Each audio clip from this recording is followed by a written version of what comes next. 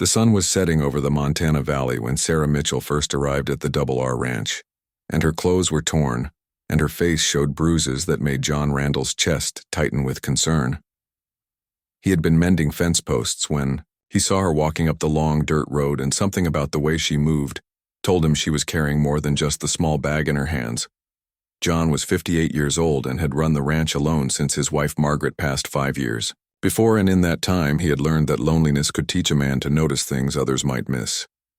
The girl couldn't have been more than 16, and when she got close enough, he could see the fear in her eyes fighting with something else, and that something else was determination, sir, she said, and her voice was steady despite everything.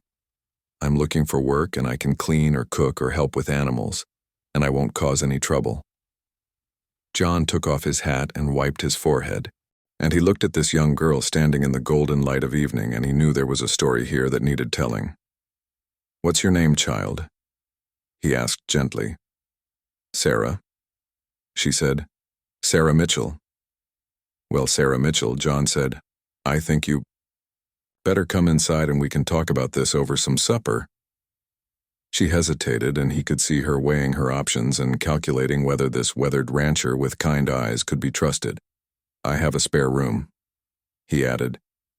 "And whatever you're running from, and you can tell me about it or not, but right now you look like you could use a safe place to rest."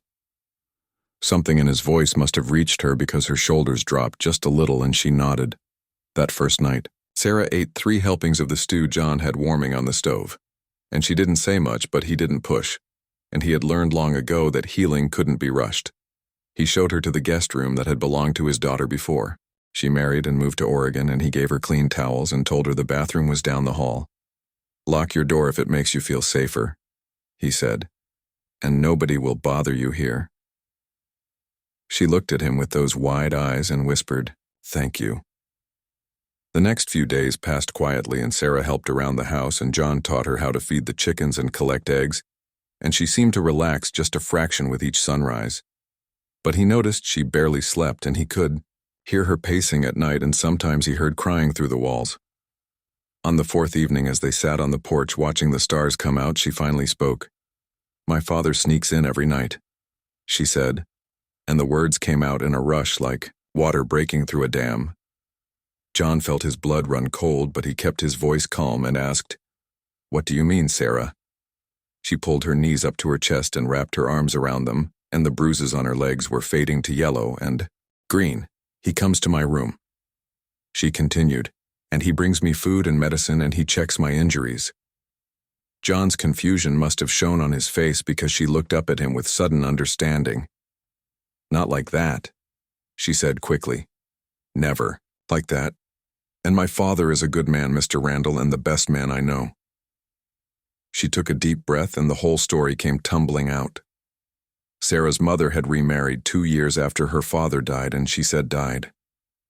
But John could hear the quotation marks in her voice. Her stepfather Brad was charming in public and brutal in private, and her mother either didn't see it or didn't want to see it. The bruises Sarah carried weren't from her father at all, and they were from Brad, and from his fists, and his belt and his rage, my real father. Sarah said, "He's not dead, and he lives in a trailer park on the other side of town, and my mother told me he was dead because Brad made her, and said it was the only way to keep our family together, but..." Sarah had discovered the truth 6 months ago when she ran away the first time and found her father living in poverty and working 3 jobs and saving every penny he could. "He's been trying to get custody of me," she explained, "but the courts move slow, and Brad has money and lawyers, and my mother backs him up because she's scared."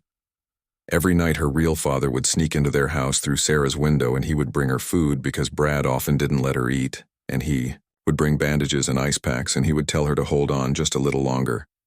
"He's fighting for me," Sarah said, and tears were streaming down her face.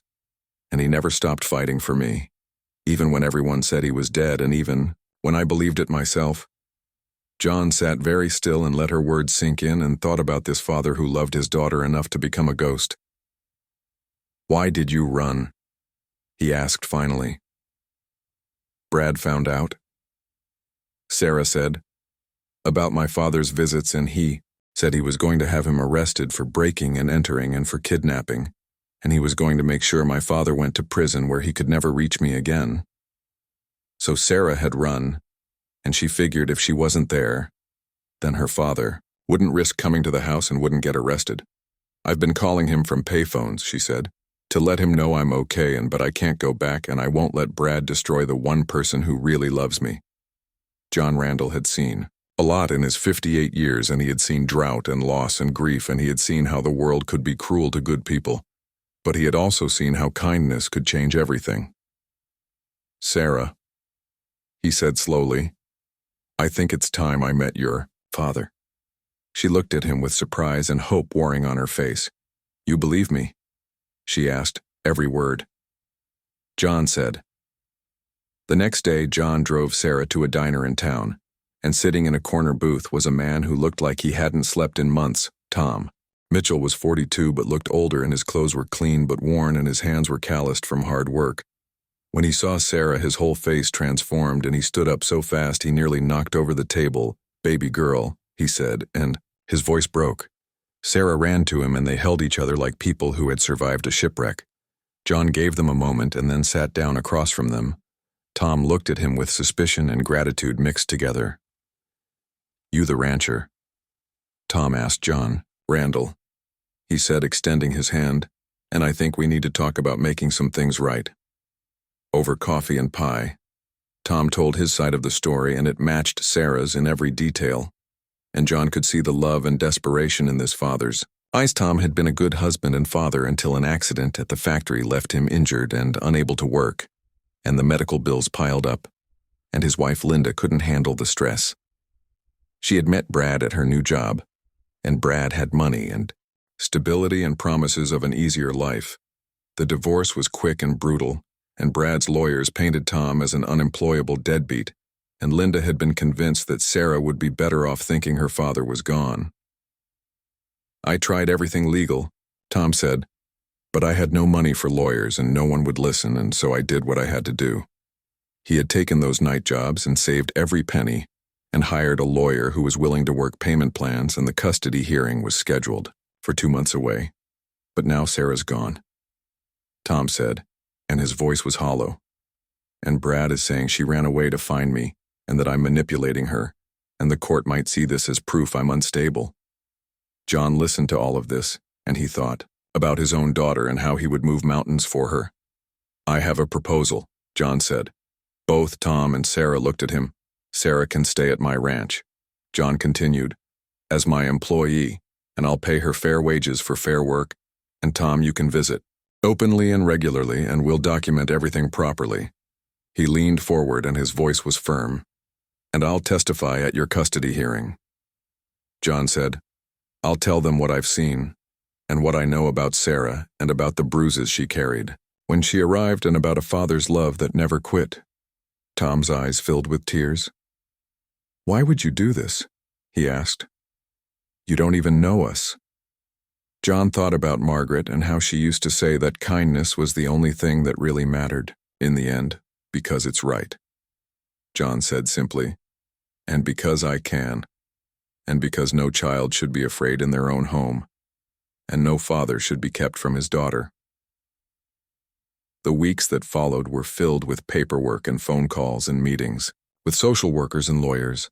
Sarah bloomed at the ranch, and she learned to ride horses and help with the cattle, and she smiled more every day. Tom came every Sunday for dinner, and they sat around John's old wooden table and talked about everything. And nothing. John watched them and saw how Tom looked at his daughter like she was the sun, and how Sarah looked at her father like he was her hero. The custody hearing came on a cold November morning. Brad showed up with expensive lawyers, and Linda sat beside him looking small and scared. Tom had his payment plan lawyer, and Sarah, who was now 17 and old enough to speak for herself. And Tom had John Randall. John wore his best suit and told the judge about finding Sarah bruised and frightened, and about how she had worked hard at his ranch and caused no trouble.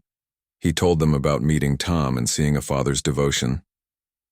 Your Honor, John said, I've lived long enough to know the difference between a man who talks about doing right and a man who does right even when it costs him everything.